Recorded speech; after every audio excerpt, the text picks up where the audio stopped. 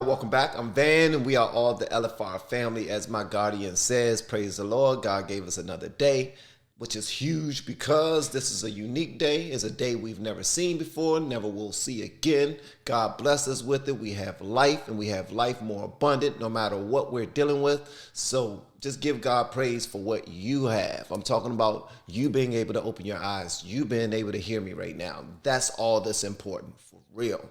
The fact that your family can do the same thing, that's all that's important for real, because all this other stuff, all with the politics and the things that's going on around the world, around the country, that's just a detriment to our society.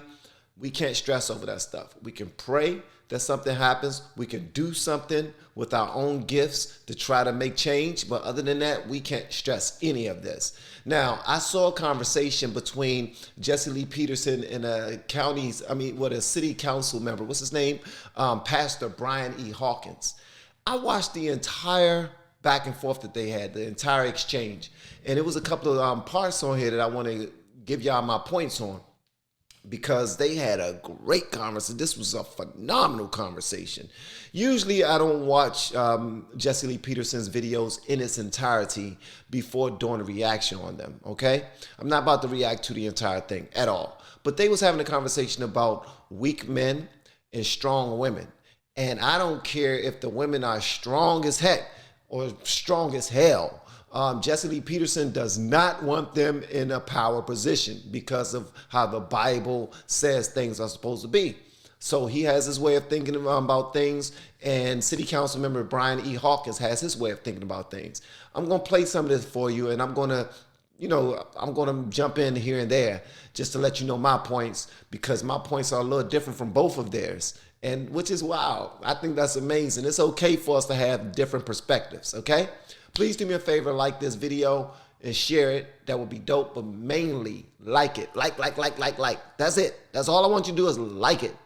Price of admission is $0. Only thing you have to do is like it. I pray that you're in a good position right now, spiritually, mentally, and physically. So let's go ahead and move forward and see what I'm talking about right here. Women were made to help the man in the home, stay pregnant in the kitchen, barefoot, having He starts off saying things that he know can potentially trigger some people. But this gentleman right here has a good sense of humor. He seemed to be a patient guy. He's not upset about anything. Life is good for him, so he's gonna smile about everything. And Merry Christmas to all the people who are watching right now. Jimmy Soul, Luciano Lux, first time chat. Merry Christmas, Nelson, and Merry Christmas, Supernova. making babies and running a household in that way, but still the man is over her when raising his kids. For example, if you need to discipline the kids, she watches over the kids, but when the father get home, she reports to him and he disciplines the kids, because women are emotional. Mentally they're not stable, and emotionally they're unstable. And Now, I know that women can be extremely emotional, but in Jesse Lee Peterson, I'm saying this respectfully, saying that about all women, it's not right. It's not right. And it's saying that they're unstable, they're emotional. Only reason why that's not right is because men are also emotional and unstable. So only to say that about women is I don't know, it's disingenuous in my opinion. so they tend to be overreacting to things, and that create a big problem. We look at the blacks, for example. Most of the black men and women are angry and out of control because they were raised by women that did not have fathers to guide the woman in how to raise them, angry mothers and grandmothers. So I don't necessarily agree with that. I mean, See? Okay. There has been an overwhelmingly show of absent fathers, but I've also seen a lot of strong black women who have raised in single homes, or raised as being a single mother, and raised extraordinary leaders in today's society. Like who, for example? So when you Like myself, like my brothers, like my guardian, who did not have a high school. She didn't have more than a 5th grade education.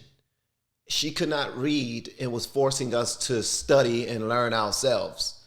back when the encyclopedia and the Britannica and the library is only places you can get your resources.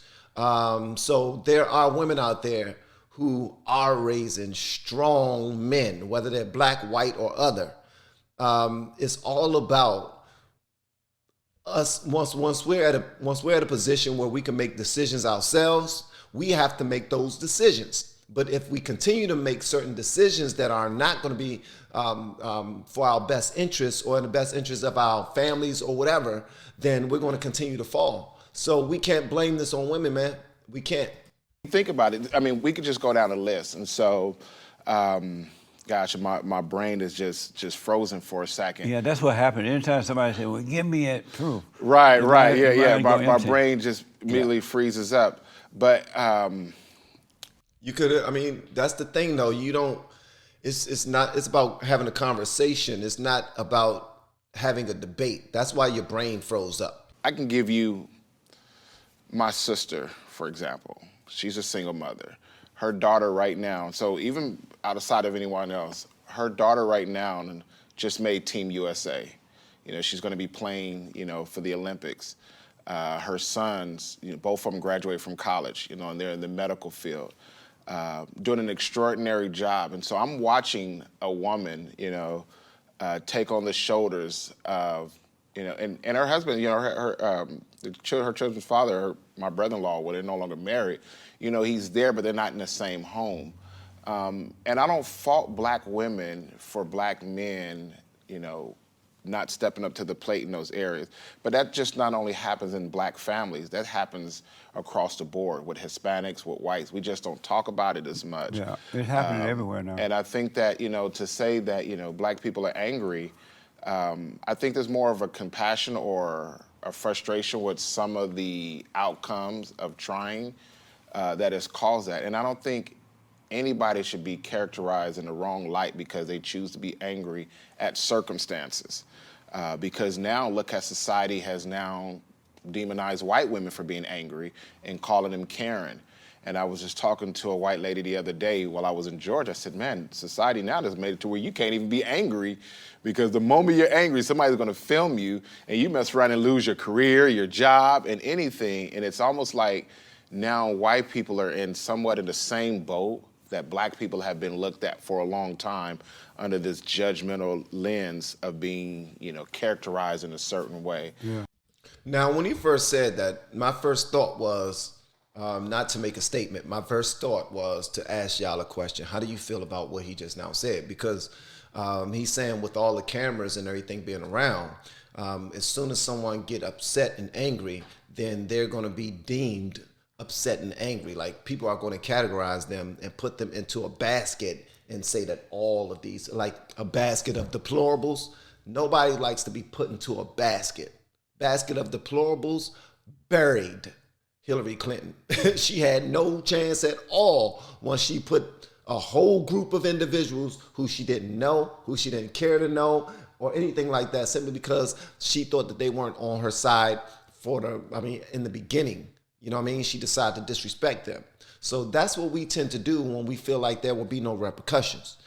We would disrespect an entire group, not knowing what's going on. Now, I also will say this. I do realize that Jesse Lee Peterson do put some thoughts out there just for a conversation, just for the sake of, okay, we need to discuss this. This is what I'm seeing. What do you think?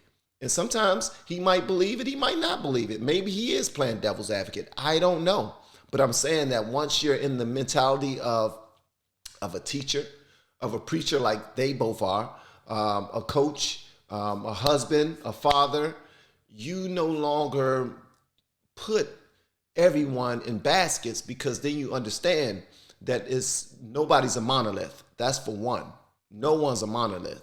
But also you figure out different ways to run your team in ways that work. You know what I mean? That's why there are good coaches and bad coaches, good pastors, bad pastors, good presidents, bad presidents, and it's going to always be that way. But we gotta be objective and we gotta be open-minded, in my opinion.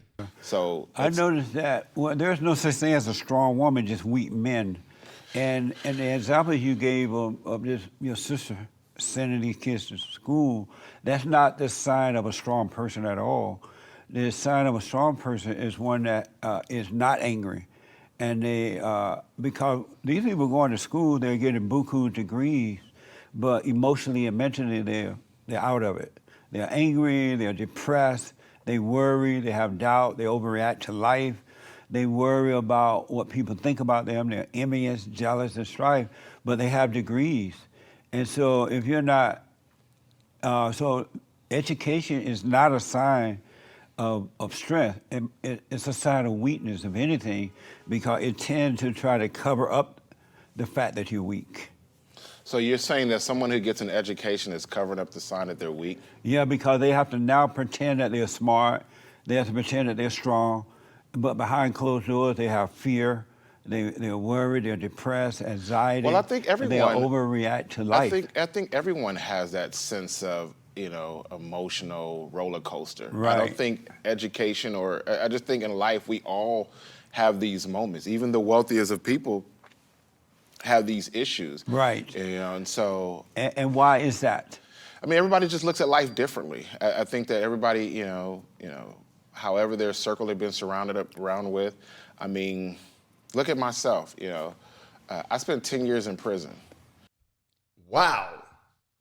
My man spent 10 years in prison. Now, I'll have to say this. I don't believe that education is a sign of weakness.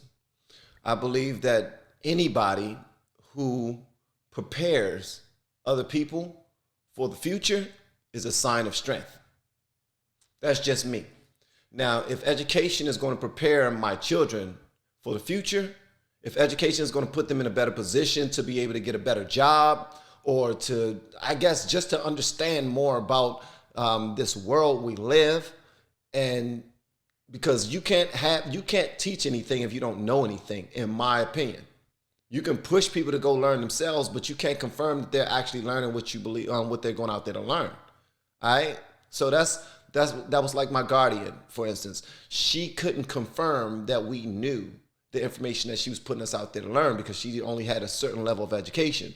But one thing that she could do is put her foot in our back pockets and make sure that we went out there and at least tried. And the confirmation was the grades that we brought home to her every quarter, like every advisor. What's the word? What's the word, guys? Every quarter. But everybody struggles with self-esteem issues, low self-esteem issues, high self-esteem, our egos. All of us suffer from that. Many people suffer from that. We just deal with it in different type of ways. But to say that education makes a person weak, I don't agree with that one at all. At all. I would love to know what y'all feel about that, but yeah, I don't agree with that at all, bro. Not one bit. And I'm not. I read that. Yeah, and I'm not an angry black man towards law enforcement. I'm not angry towards the community that I grew up in.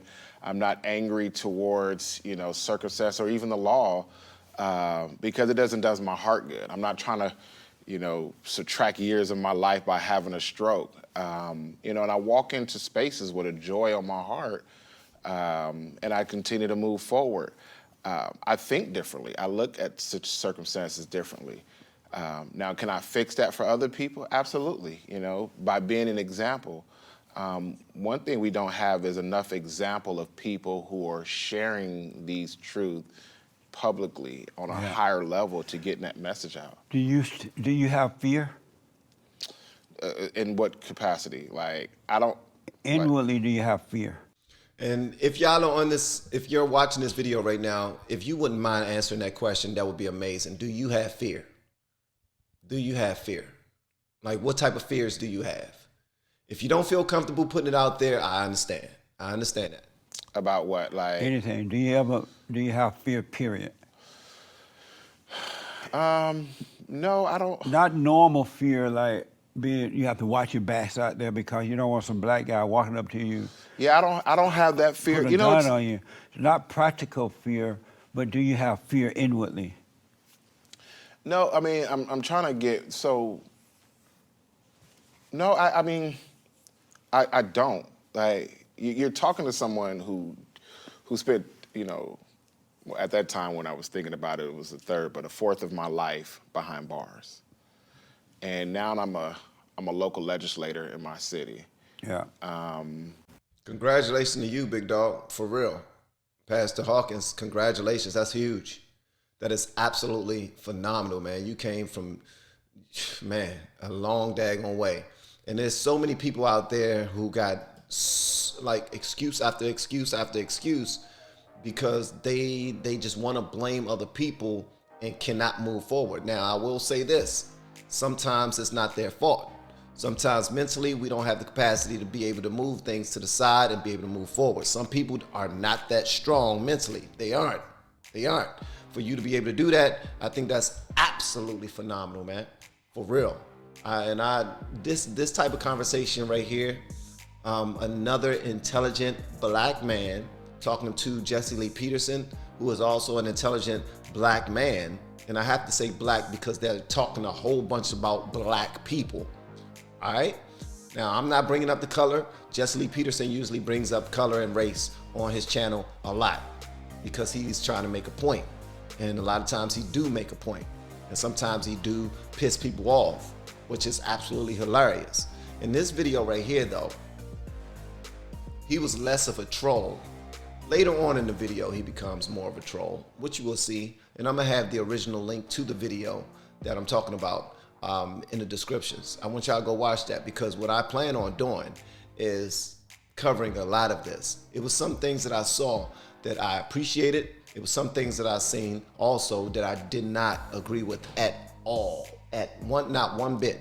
Like Jesse Lee Peterson would say one thing, the gentleman sitting across from him would say another thing that did not challenge it, didn't address it, what was said, and nothing was handled from that. And I believe that some people will watch those parts of the video and walk away with nothing because it's like, a question was asked that to me was just a setup for, a debate or whatever.